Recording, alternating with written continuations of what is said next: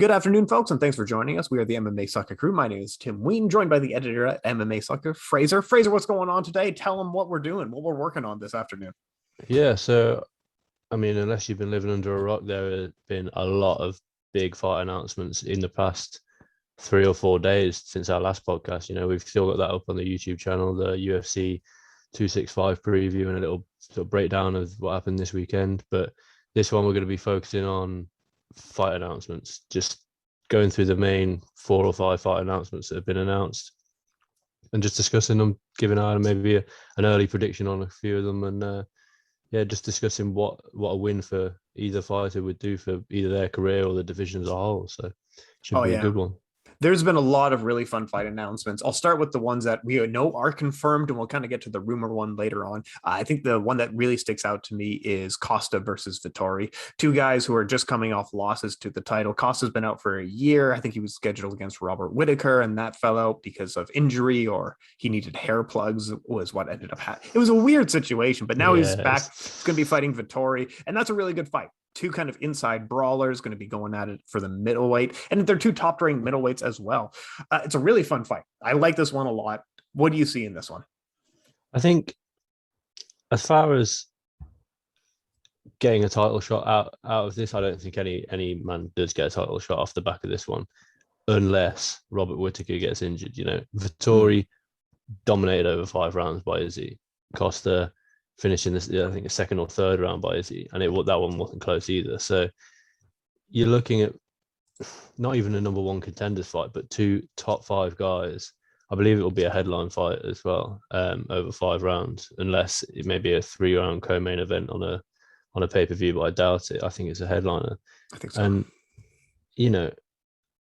you've got the sheer power of Costa, who, other than maybe the win over Romero, hasn't shown that he's beaten that brilliant opposition. Uriah Hall, we spoke about last time, Johnny Hendricks, and then you're looking at 2 fighters that are no longer in the UFC.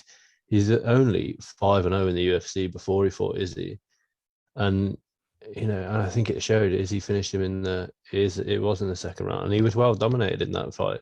Whereas Vittori, he's gone through a lot of good. He's fought Izzy beforehand. He fought Andrew Sanchez, Carl Roberson, and then Jack Hermanson, Kevin Holland. Then he got the shot at Izzy. Yes, he was well beaten in that one, but he's definitely fought, I think, probably more difficult opposition, and he's got a more well-rounded game. He can wrestle, whereas we haven't seen Costa have to wrestle at all yet.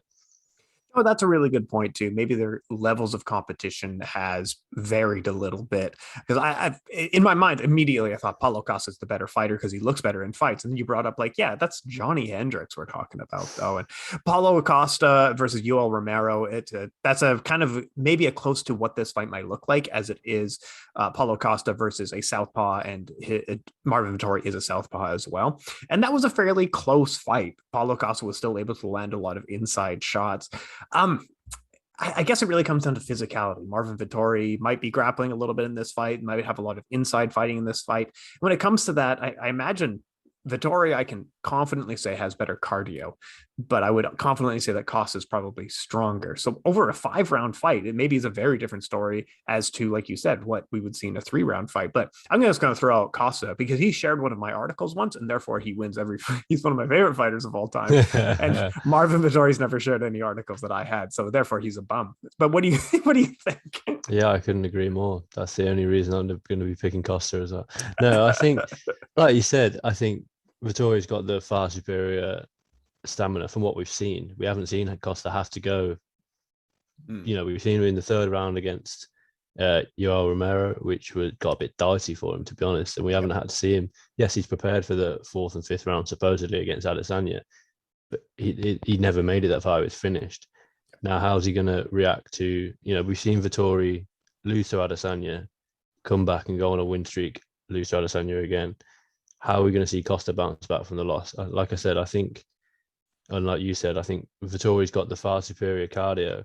Whether he can make it boring like the Kevin Holland fight, where he wrestles him, clinches him, I don't think he'll be able to do that in at least the first 2 rounds, because Costa's going to be too strong for him. He's not going to accept the clinch position. He's not going to he's not going to be able to be pushed up against a cage by Vettori. So I think Vittori will have to use his longer range boxing in the at least the first round and work the leg kick. It's something that Adesanya did very well against Costa, and I think it's something that Vittori can do against Costa to wear down that lead leg and cause Costa to then have to maybe take the risk of. If his leg's battered, he's going to have to take the risk of trying to knock Vittori out because he won't be able to stand on the leg for another 20 minutes. So if that's Vittori's plan, then Vittori can, utilize Costa maybe overstretching and then get it to the ground, causing Costa to tire out. And I think it's a really interesting fight. Like I say, I don't think either man gets a title shot off the back of it just because of how one-sided each of their bouts were with Adesanya. That being said, if Whittaker, we assume he's going to face Adesanya for the belt. If Whittaker wins, they're 2 fresh fights for Whittaker. So it's a clever fight, I think, for the UFC to book because there's not really most people at middleweight are booked up already within the top 6 or 7. So it's a good fight to make. No, the top 10 at middleweight is looking like a lot of fun here. And like you said, it makes this fight really is dependent on who can make the better adjustments after their last loss, which was to Israel Adesanya. And looking at the top 10 at middleweight, the rumored is that it's Luke Rockhold versus Sean Strickland. Sean Strickland just jabbed Uriah Hall for 5.5 rounds. Rockhold has been out for a few years now. This is a really tough matchup because if I think of peak Luke Rockhold, this was 8 to 10 years ago, and I'm thinking of Strikeforce and then coming into the UFC and spinning back, kicking everybody. I don't know that he's still that same person mentally and physically. I'm not sure that he's still the same person. This might be a terrible fight for Luke Rockhold, but if he is in peak condition, I think this is an easy fight for him, but I really don't know. What do you see as might be a Luke Rockhold comeback fight. What do you see in a Rockhold versus Sean Strickland fight? I mean, to be honest, I think the last time we saw peak Rockhold was against Lyoto Machida in 2015 when just before he won the belt. Yes, he won the belt prior to that off Chris Weidman, but that was a strange fight with it being very 50-50. Weidman throws the spinning heel kick and then Rockhold just takes him down, works his top game, which everyone in the business says Rockhold on top is elite. And Weidman just got himself into that bad position and couldn't get out. Since then, he lost the bout to Bisping. Arguably, should he have got a rematch against Bisping to make the third fight? Probably, but if you're Bisping, you've just knocked him out in the first round. Why would you do that? And fair play to Bisping for not taking that fight. He defeated David Branch in the second round. I think Branch tapped a strike, so it may have gone down as a TKO, but I think he tapped the strikes. And yeah, it officially says TKO, submission, 2 punches, whatever. Yeah. So, but David Branch is what he is. He's not going to go down. Chris Weidman may go down in the history of UFC as one of the better middleweights. Yep. Lyoto Machida, without a doubt, will go down as one of the better middleweights. David Branch is not going to go down as one of the better middleweights, to be honest. Fair enough. Yeah, that was that's his only win in the past 6 years. Everyone goes on about McGregor having not picked up a win in X amount of years. You've got to look at Luke Rockhold. Then he got viciously KO'd twice in a row against Ul Romero, and then most recently, he did go up to light heavyweight, but it didn't pay off for him at all. Yeah. So we've seen him now very much on the outside. There hasn't been an awful lot of rumors. I don't even think he's been booked since the Jan Blachowicz fight, and he's had a fight fall off. He hasn't. He's been very much on the outside. I know we've seen him been training with Jason Perillo, so maybe sharpen up his defense a little bit more. But it could be a long night for Rockhold if he's not in the right frame of mind. To be honest, I think skill for skill on paper. If you just look at who's got the better stand-up, it's Rockhold. Who's got the better ground game, it's Rockhold. Who's got the better experience, it's Rockhold. Who's been more active and is going to be carrying a lot more confidence, Strickland. So I think it'll be a great fight, but it's a tough one to call. Yeah, I'm not entirely sure what to expect from it. Like you said, on paper, Luke Rockhold easily all day. That is a Luke Rockhold fight. Mentally and physically, I'm not sure that he's going to be really all there. A comeback fight for a fighter of his age after the career that he's had usually doesn't bode that well, especially given his style and who he'd be fighting. I would be surprised if he won. And if he does win, that's great, but I can't see him having much success in the current middleweight division. I think pretty much everybody beats him. Sean Strickland might be the best win that he could possibly get, unless he's really reinvented his game and he's going to come back a totally different fighter. But it's a hard comeback fight. Moving forward, we have probably the one everyone wants to talk about.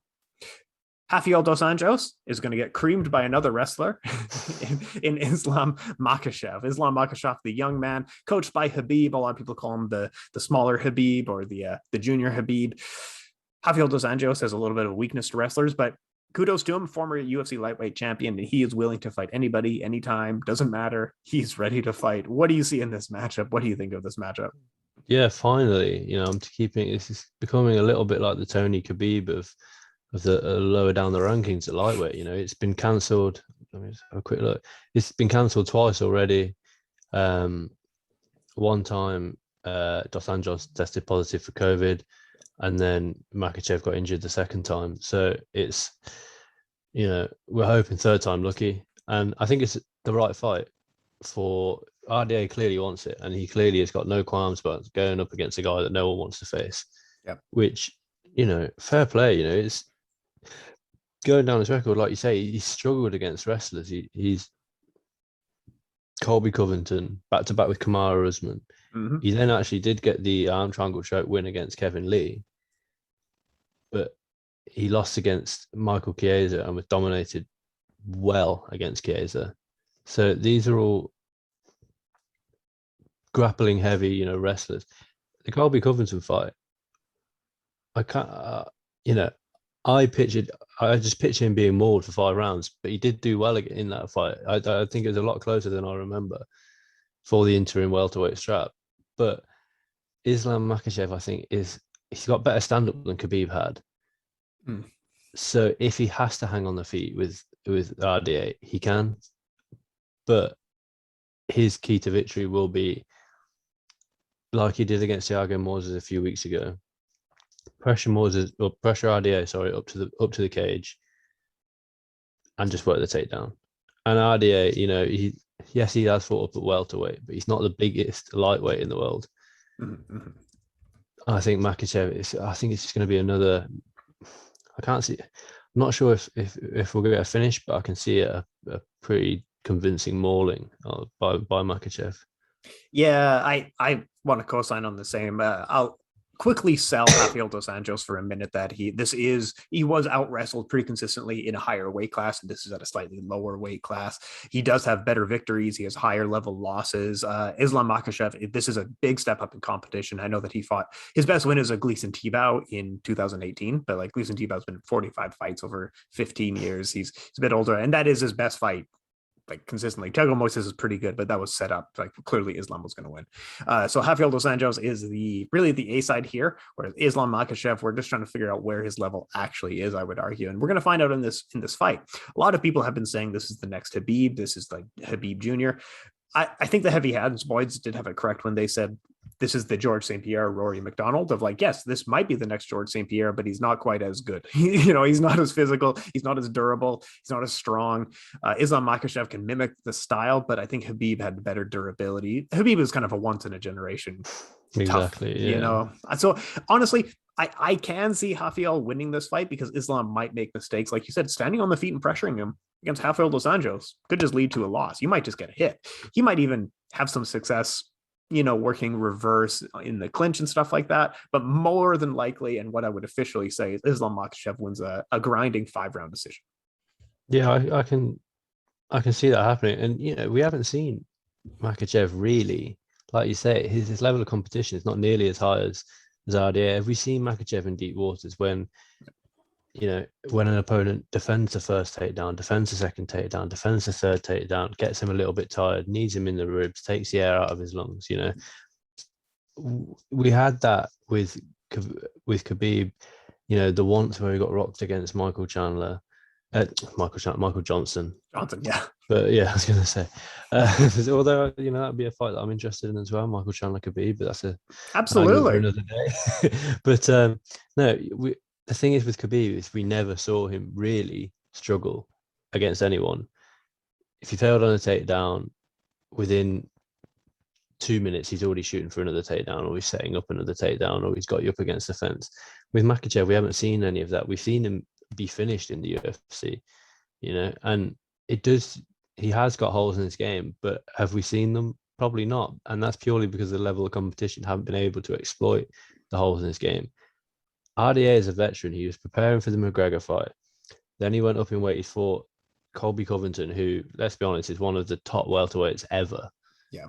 Despite he's never really held a proper belt. The interim belt is what it is. But fought Kamaru Usman, went 5 rounds with Usman. Yes, Usman's changed lately after training with Whitman to be more of a stand-up finisher. Mm-hmm. But he wasn't finished. Jorge Masvidal was finished by Usman. Gilbert Burns was finished by Usman. Mm-hmm. RDA was not finished by Usman. It went the 5 rounds. He's experienced. He's got 43 professional fights, RDA. And in his last, you're only as good as your last fight, and he looked very good against Paul Felder. Very good. So I think I'd probably pick Makhachev by decision, but I don't like betting against RDA because he could just old man him. Yeah. I know he's not old, but you know what I mean. You could just lean on his experience, I should say, and make it a tough night for Makhachev, which I want to see. To be honest, I want to see Makhachev have to face some adversity, so we know just how good he is. With McGregor, he didn't really face any. He had a little bit of adversity in the Chad Mendes fight, but then up until the first time he ever sort of got tired, Nate Diaz, he struggled, he lost. Mm-hmm. And now since then, we've seen the adversity that McGregor hasn't actually dealt that well with. Now, how does Makhachev deal with adversity now that he's in this progression of top 10, top 5 sort of competition? It'll be interesting to see. No, and I'm excited for the fight for that reason as well. Like, is this just another good guy who's probably going to end up in the gatekeeper status?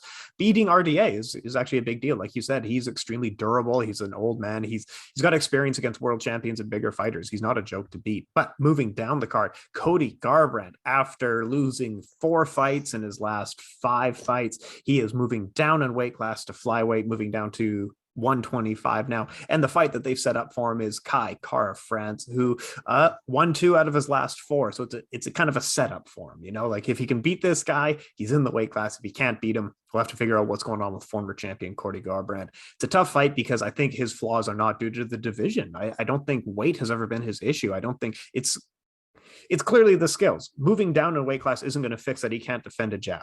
I don't know how to say that any other way. Fraser, what do you see in this fight? Yeah, well, the losses that we've seen him have, he's got 3 finished losses in a row, wasn't it? To TJ twice and Pedro Munoz.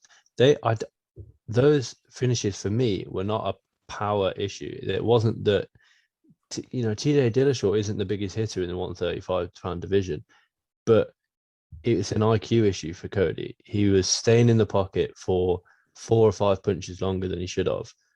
And we saw the exact same thing against Pedro Munoz. Pedro Munoz is not a big hitter at 135 at all. And yet he was finished by he finished Garbrandt because Garbrandt stayed in the pocket for too long. Mm-hmm. We then saw him come back against Assunção, and that crazy knockout, the lean on the fence almost, and the big right hand on the bell. Awesome. Amazing. Exactly. But like you said, these are not weight. I don't think they're weight issues as far as, we were talking off podcast about Michelle Waterson, who's fighting in the 115-pound division, despite, let's be honest, being a 105-pound fighter. Yep. Like we saw with Valentina, she's not 130, she's a 125-pound fighter and was having to fight up at 135 because there wasn't a 125-pound weight class. Mm-hmm. I don't think, I agree with you. I don't think Cody Garbrandt's issues inside the octagon have been because he's fighting at 135. I think it's because he hasn't got the fight IQ necessary to hang with the best. He beat Dominic Cruz. So that's a controversial statement. He outclassed Dominic Cruz over 5 rounds. But with that being said, maybe that was just a style matchup that suited Garbrandt. Maybe the TJ Dillashaw fight is just a style matchup that doesn't suit him. we've seen he's got cardio for days, so that shouldn't be an issue going down to 125. Whether his power will transfer down to 125, we'll have to see. But I can imagine that he's still going to be a big hitter at 125. But the Kai Kara France fight, I much prefer that fight for Garbrandt than I did the Figgy fight when they were rumored to be fighting Figueiredo. I was not, I like watching Garbrandt fight because a lot of the time he's either going to get knocked out or he's going to knock someone out. So he's an entertaining fighter. I like watching him fight, but I prefer the Kai Kara France fight a lot more to the Figueiredo fight. I think that would have been a bad decision for Garbrandt to take that fight. Yeah, and it kind of really sets you off if losing to the former champion. Probably it doesn't set you up for much success, especially if you are a type of person who's drawn into a firefight.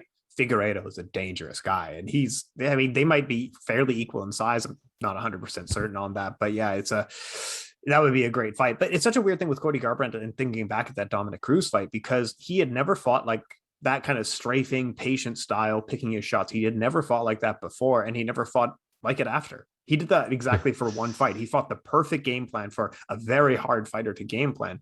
And then we never saw it ever again. Like you said, he has such good offensive striking and very bad defensive striking. And then over what we've seen over the last 4 years, his offensive striking has actually shrunk quite a bit, where he's mainly looking for the same shot over and over again, whether it's that massive uppercut. He threw it 4 times against Rafael Assunção, and he threw it a bunch of times against TJ and Pedro. He threw it a bunch of times against Rob Font. But you got to keep in mind that he got out-jabbed by Rob Font. You're going to get out-jabbed by Brandon Moreno, who's an extremely good jabber. He's a great lead hand control. I don't know that this move does anything for Cody Garbrandt. Yeah, I'm not sure. I think Garbrandt is one of those. He's far too small physically to go up to 145. Oh yeah, it's not cutting it at the moment at 135. He's got four losses out of his last 5 fights. There's not many names in the 135-pound division that I can top 5s. He doesn't beat the champion. He doesn't beat Jan. He doesn't beat TJ. Obviously, Sandhagen, now Rob Font. You're looking at having to build yourself back up, but even in 2 years, I don't think he can make the progress to beat he was well beaten by Rob Font. I think he'd be even better beaten, as it were, by Sandhagen. So the only logical step for him, maybe for a bit of a career revival, is to go down to 125. But like you said, I think he might, even if he's got a big enough name that if he beats Kai Kara France, he probably gets the title shot at 125. I think you're right. Absolutely. But absolutely. It's a bad matchup again for him, I think, with Moreno. Like you say, he's got the jab, but he's also got quick reactions. If Garbrandt even stays in the pocket for a second too long with someone like Moreno, with the reaction speed that Moreno's got, he's gonna get cracked. And and I don't think that he's gonna be, when we see some fighters go down in weight and they'll dominate size-wise in the division.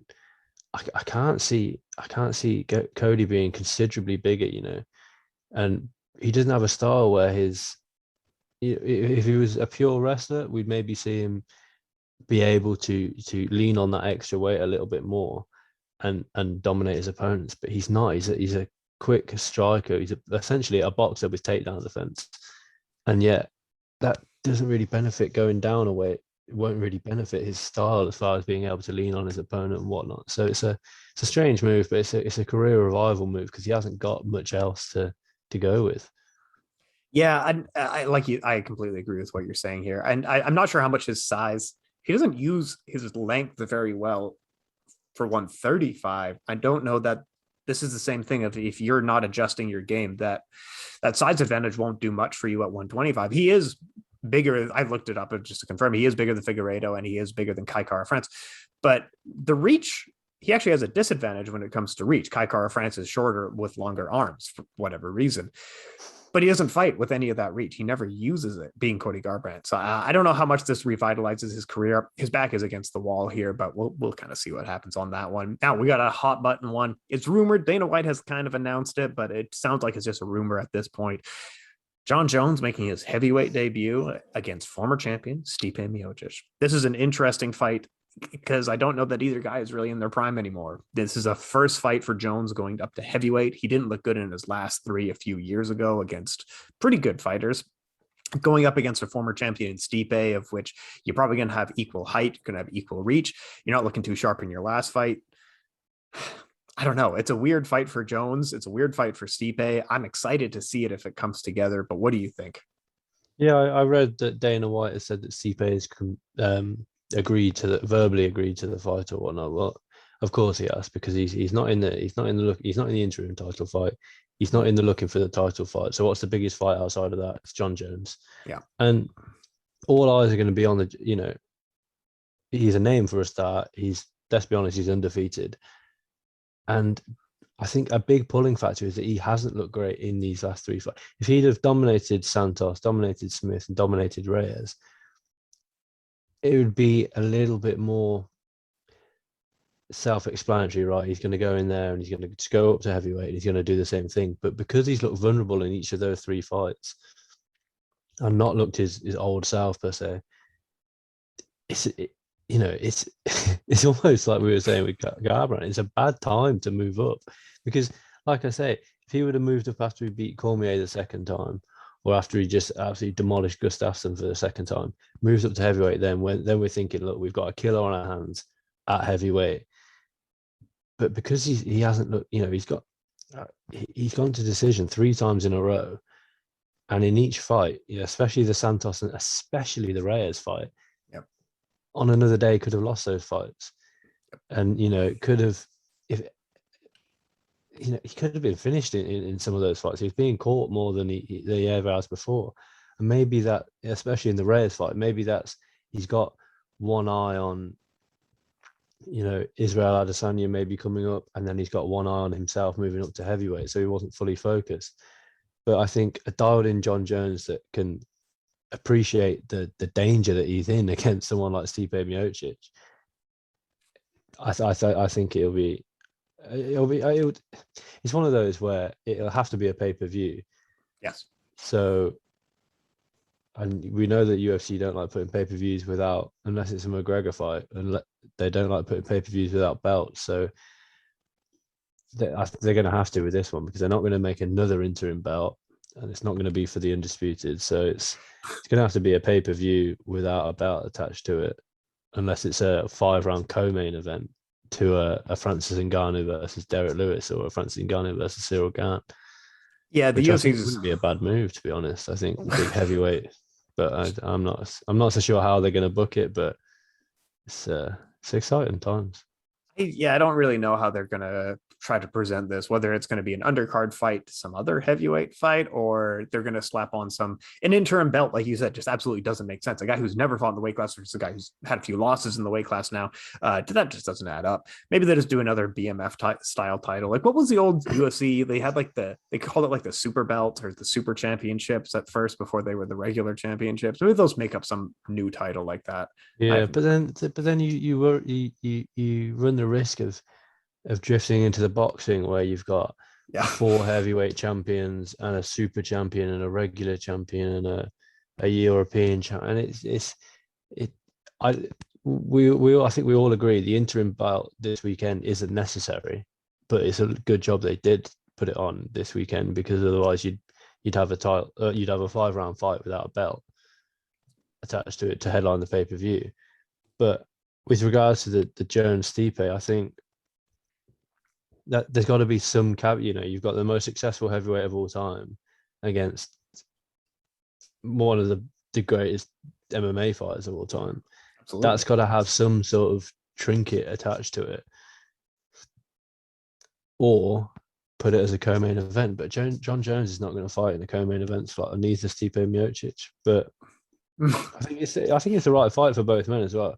Yeah. Jones measures himself against the heavyweight GOAT on paper, and Stipe sees if he's still got it at heavyweight. He is only coming off one loss, but he's only fought Daniel Cormier and Francis Ngannou in his past 5 fights. Sorry. So true. It'd be good for Stipe to mix it up a bit as well, I think. The title I was looking for was Super Fight Championship, which they haven't used since 1996, because they had tournaments, and then they were so I think they were trying to get Ken Shamrock and Royce Gracie to fight, and at UFC 3, and then they didn't. So they were like, we need to find a way to get Ken Shamrock and Royce Gracie to fight for a second time. We'll just call it a super fight championship. So they did that a couple of times. They just like made up a title. Now you can do a super fight championship for this. I don't care. But I think John Jones really would struggle in this fight a little bit because he tends to use his size advantage really well. And we saw that especially early on. And you remember, like, he's reaching in the face of Rampage because he posted so well, and he can post his arm out because he outflanks guys. He struggled with Reyes because Reyes is the same height as him. Stipe Miocic would be the same height as him and almost have equal reach. A lot of his physical advantages would no longer be present at heavyweight. How he does against the counter wrestling, I'm not confident enough to really say at that weight class, but in striking, I can see Stipe. He's just a really by the book striker using his reach. I think this is probably a good fight, like you said, for either of them. But yeah, I would like Stipe in this fight, personally. Yeah, I think it's difficult. It's always going to be difficult to pick against John Jones because he's John Jones. Yes. And, we're saying that he didn't look great in his last 3 fights, and then he'll come out in this one and he'll dominate over 5 rounds. This kind of fighter that he is. I picked Gustafsson against him the second time round, and he absolutely dominated Gustafsson. Yes. So he's a difficult fighter to read, but like you said, I don't think he uses the size to his advantage a lot. He's got the longest reach in over all of his opponents that he's ever faced, I believe. So it's been easy for him to keep them at bay, and he uses that reach well. Like we were saying with Cody Garbrandt, doesn't use his size well. John Jones uses every inch of his reach to keep his opponent at bay with the busy. We spoke about it so many times over even just like the 4 or 5 podcasts that we've done. Is the lead hand needs to always be busy. It needs to be reaching out. It needs to be padding away at the lead hand of your opponent to get their mind thinking of something else. And then John Jones, he'll come in with a spinning elbow, he'll come in with a straight right. He'll stamp the knee. He uses teep kicks, I think, better than we see a lot of the bigger guys use. But against someone like Stipe, that's not going to work because if Jones is trying to pull away at Stipe's lead hand, Stipe is going to be the same distance away from Jones as Jones is from him, and be able to land the right hand. That wasn't the same against Daniel Cormier because he could play with Daniel Cormier's lead hand, and Cormier would have had to step in to land on Jones. Whereas with Stipe, he won't have to step in. Obviously, he'll have to step in to get weight behind the punch, but it won't be nearly as far, and it'll be a lot quicker than Jones is used to. He's not going to have to make up distance. He can stand in the pocket. Essentially, they're standing at the same range, right? Yeah. And I think we'll have to see John Jones on his toes a lot more than he was at light heavyweight, because he was very much the bully at light heavyweight. He held his ground a lot of the time and was able to dictate. And we saw even against Reyes, who visually had a bit of a size advantage on him, that he was having to move away from Reyes' power because clearly it was getting to him. And if that's Reyes who's cutting down to 105, to 105, 205. So Stipe, who's not cutting down weight and he's in and around 230, 225, it's going to affect Jones a lot more than I think it would Reyes.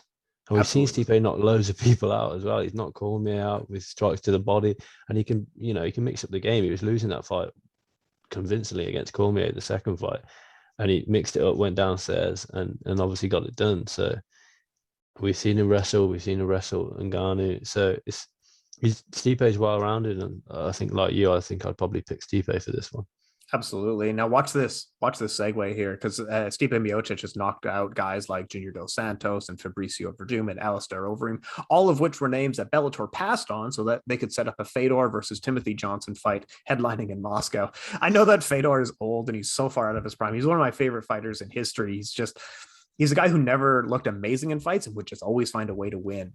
But fighting Timothy Johnson, it's not a great headliner, and Fedor honestly may still lose. I'm not confident enough to say this guy who got dropped by a Matt Mitrione jab is back and he's a great fighter. Yeah. He's not even speaking very confidently where he talks about like, yeah, I'll take a couple more fights. I'll finish my Bellator contract and probably call it, honestly.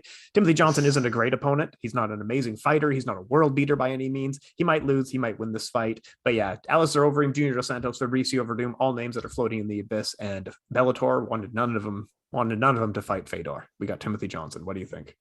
I think, yeah, it's pretty much exactly what you said there. I think Bellator wanted to almost protect Fedor a little bit by not putting him up against an Overeem who's, let's be honest, could still be, on his day, beat some of the top 5 in the UFC. And he's still got that brutal one-punch knockout power. I don't think they want to see Fedor, out cold in Moscow. Yeah. Same with Verdum. Verdum is, yes, he's older than a lot of like the current UFC. We've got the young Cyril Gane coming through, Tom Aspinall. Shout out again, weekly shout out for Tom Aspinall. But yeah, like I said, yeah, Verdum's slightly older, but his skills haven't deteriorated too much. He was never great in the stand-up, but he's always got that ground game to fall back on, which is, and I think JDS as well, solid boxing, and you don't want to watch him just jab and move and, just essentially outbox Fedor for 15 minutes or 25 minutes, depending on, obviously Bellator always have slightly different main event rules and whatnot, but Bellator don't want to see that. And, yes, Fedor beat the Frank Mears, the Chelson, and the Quinton Rampage Jacksons, but there's three names that were very relevant 10 years ago, maybe, and different weight class names as well. Like exactly, Chelson is not a heavyweight. He's just Rampage these days is a heavyweight, but he's definitely not heavyweight. And Frank Mir is what Frank Mir is. He's always going to get, unless you can get it to the floor, he's going to struggle. So I think it was although Timothy Johnson's been very active in for Bellator, and like you said, I can see him maybe just pressing Fedor up against the fence for 15 minutes for the entire fight and making it extremely boring. And somehow the Moscow judge is still giving it to Fedor. But at the same time, it's you've got to be careful with, people are still going to have to be interested in Fedor fights, and putting him up against, a Timothy Johnson when you've turned down an Alistair Overeem fight, essentially, is a risk. But I think maybe long term it'll pay off. He'll probably beat Timothy Johnson and then maybe finish his career off fully against Overeem. But for me, it's not awfully exciting. Yeah, I agree with you. He's the greatest heavyweight fighter in history, and I'm willing to stand by that if people want to argue about it. But within the last few years, he did struggle with guys like Fabio Maldonado. He struggled with Ryan Bader and Matt Mitrione. Timothy Johnson's not a world beater by any means, but he might still win. Two more announcements we had going on here: Chad Mendes and Bare Knuckles Fighting Championship. Not much to say on it. That's awesome. He can have all the psoriasis cream he wants in that organization because they don't have. I still can't believe he got banned for that. That is like nothing I've ever heard before. It's tainted supplements, I guess. Yeah, I don't quite know the exact thing, but that's a great fit for him. I think that's going to be a lot of fun. I'm looking forward to seeing that one. Not sure who they're going to set him up with, but that's a hell of a fun fight. What do you think? Yeah, it's interesting. His strength was always his wrestling in the UFC. We saw him out pretty much dominating McGregor for 2 rounds, best part of 2 rounds anyway. In the wrestling realm, we've seen him been able to grind out decisions, but he's always had that heavy hand as well. He's always had the big overhand right that a lot of wrestlers do. The only sort of fight that really comes to mind is Jason Knight, maybe in bare knuckle, because they're in and around. I don't know. They both fought at 145 in the UFC. They're in and around the similar weight, but Knight is a lot more experienced bare knuckle fighting than Chad Mendes. But it's interesting for bare knuckle, they're signing. When it first started, I was not a fan at all. It didn't interest me. Why do bare knuckle boxing when you could just you could just stand up UFC fights almost? Do you know what I mean? I didn't understand it. But since then, they signed the Chad Mendes, Paige Van Zandt, Rachel Ostovich, Frank Mir, I think, signed for them as well. Paulie Malignaggi, Hector Lombard. Yeah, exactly. They got some other weird ones. Yeah. We're getting all these big names. Yeah. Well, I say big names to the hardcore MMA fan. They're making the hardcore MMA fan keep half an eye on BKFC and seeing, right, who are they going to sign next? True. Who's going to be the next? When we had our mailbag a few weeks ago, who's going to be the next one to go over to the celebrity boxing or the bare knuckle game? There's plenty of options, so it's another well-known name, multiple-time title challenger, interim title challenger, going over to the bare knuckle world and giving it a go, which is exciting. Yeah, he had one of the greatest fights of all time in their second match with Jose Aldo. I look forward to it. I like Chad Mendes fighting. He's a fun guy. No, the other one we have a Joanne Calderwood versus Alexa Grasso has also been announced. Another in the women's flyweight division. What's going on with this fight? I guess it's kind of two top fivers, two top teners, maybe on track to a title. It's such a weird one because this is one of the best flyweight fights that they booked in terms of top ranking people, and we still go, yeah, either one would die to Valentina. What do you think of this matchup? What do you think of the division as a whole? Yeah, for sure. I think I really do like the matchup. I think, coming from the UK, I'm a big Jojo Calderwood fan. I think she was unlucky not to get the win against Lauren Murphy last time out, but she's always the nearly girl, She had the title fight with Valentina cancelled. She went up against Jennifer Meyer and lost. It's frustrating for her because she's a good fighter, but I think sometimes she doesn't quite have she beat Jessica Eye pretty convincingly, and then loses to Lauren Murphy. So she drops out of the title picture. Now obviously we know Murphy's getting the title shot, but that says all you have to know about the division is that she can be on a one fight win over Jessica Eye and be in a number one contenders fight. Or previously, she had one win over Andrea Lee. She'd lost to Caitlin Chikagian. She beat Andrea Lee, then was in line for a title shot. One win, despite who you are, especially if you've never been a champion, never had a title shot before, one win should not get you a title shot. Well, yeah, it shouldn't. But Jojo Colt, great fighter, but if she beats Alexa Grasso, is she then just put into another title shot? Who knows? But Grasso, since moving up to 125, I think she's got good. She, I think she's undefeated at 125. Yeah, won her last two against Kim and 2-0 at 125. Yeah, really good boxing, really good technical boxing. Looked good in the last couple of fights, right? Now, that's a fight against Valentina that I'd be interested in. Valentina wins it, of course, but yeah. Grasso's distance management against Barber last time out was really, really good. She kept her on the end of her punches the whole time. So I think, she's going to struggle in the ground game against Valentina. That's Valentina's road to victory against Grasso, is to take her down. Because why hang with someone who's fairly decent on the feet when you've got a wrestling advantage? But the division as a whole, I think it's just, we were saying again before we started recording, just give Valentina like a super champion belt or something. I know we just said previously we don't want too many belts, but nobody is beating Valentina, and it's not like anyone's really coming up and going to challenge her anytime soon either. It's with Amanda Nunes, no one beats her, but you've got the likes of Holly Holm, who has been a champion before. We know just how good she can be. Juliana Lima went on a tear. Yes, she lost one, but then she won one back. Now she got a title shot.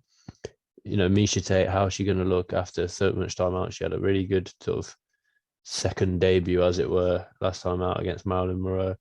But,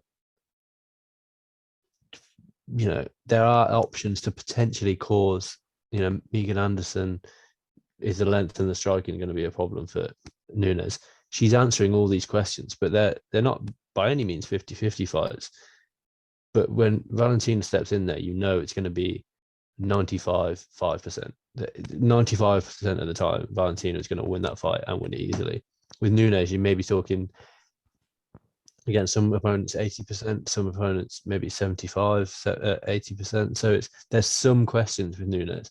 With Valentina, she's going to win every fight, and it's just it's a shame for the division itself because it's a new division. It's exciting. There's plenty of girls that need that division for their weight. They're not 135ers, but they can't make 115. So 125 is perfect. But it's just not competitive at all. It's a bit frustrating. Well, it feels like in Mortal Kombat 1 when you would put the quarters in the machine and you all of you get to work up and just lose to Shao Kahn in new and unique ways. That's all we're trying to do is just find a way to lose to Shao Kahn because Shao Kahn plays with better controls and is a better fighter than all of us. But that's it. That's it. People are just going to keep losing to her over and over again. I can't offer you any other wisdom, but it's the closest we've got, Jennifer Meyer won one round off Valentina, and everyone was going crazy about it. Yeah. It's one round in her entire flyweight career, of which she's had probably 5 or 6 fights and finished most of her opponents. That doesn't impress me, to be. Anderson Silva lost rounds. He's the greatest of all time. George St. Pierre lost rounds. He lost whole fights. Fedor. George lost to Johnny Hendricks. Exactly. This is what we're saying. And Valentina loses one round, and everyone is making headlines after the fight. Is this a flaw in Valentina? She won she won 20 minutes against. It could have even, I can't remember the fight off by heart, but it could have been 22 minutes of 25 minutes. It's like the Leon Edwards against Nate Diaz. He won 24 and a half minutes of that fight, and everyone's talking about the Nate Diaz 1-2. If you turn it around, Nate Diaz lost 24 and a half minutes of a fight, lands a 1-2, and everyone's like, oh, well, Leon can't get a title shot now. It's like, well, to me, it's just not logical, but it is what it is. The weaker division. I'm not sure what else to say on it. I feed them all to her, get her paid. She's going to beat them all. That's all fine. So those are some fight announcements for the week. We got them all covered. Jada Mendes, Rockhold, Costa. We got the Garbrandt, Makhachev. We got Stipe, Fedor, Calderwood. We covered them all this week. But we got a lot coming up. So we had a UFC 265 pre-show on Monday. Make sure to check that one out. And we'll have some more going on at the MMA Sucka website. My name's Tim Wheaton. You can find me at Tim Wheaton MMA. Frazer, read us on out of here. I'll give you the last word. Yeah, you can find me at Frazer_Krohn on Twitter, and like Tim said, all over MMA Sucka. There's 3 articles going up today, all previews for the main event, the Casey Kenny Song Yadong fight, and then later on today we've got the Angela Hill Tisha Torres preview. We'll have staff picks, results. Derek Lewis's top 5 knockouts is on there. We've got betting tips, so literally we've got you covered. Anything you need, UFC 265, and then me and Tim will probably jump back on Monday to break down UFC 265 and look forward to the week ahead. So it's been a good one. Cheers, folks.